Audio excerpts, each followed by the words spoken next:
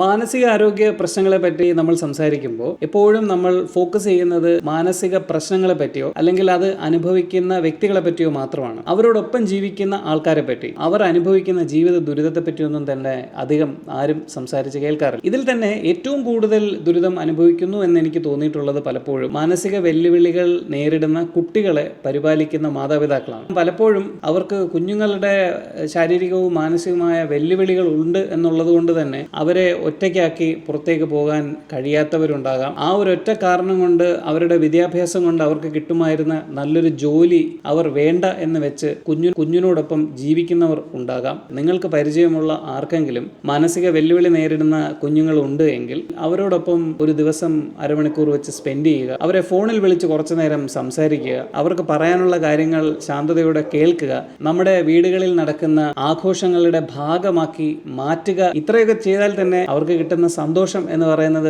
പറഞ്ഞറിയിക്കാൻ കഴിയുന്നതിനേക്കാളും ഒക്കെ അപ്പുറത്താണ്. നിങ്ങളുടെ പരിചയത്തിൽ ആർക്കെങ്കിലും ഇതുപോലെ മാനസിക വെല്ലുവിളികൾ നേരിടുന്ന മക്കളുണ്ടോ? അവരോട് നിങ്ങൾ സംസാരിക്കാറുണ്ടോ? Please do comment. വീഡിയോ ഇഷ്ടപ്പെട്ടാൽ ചാനൽ സബ്സ്ക്രൈബ് ചെയ്യുക. Stay tuned for more videos.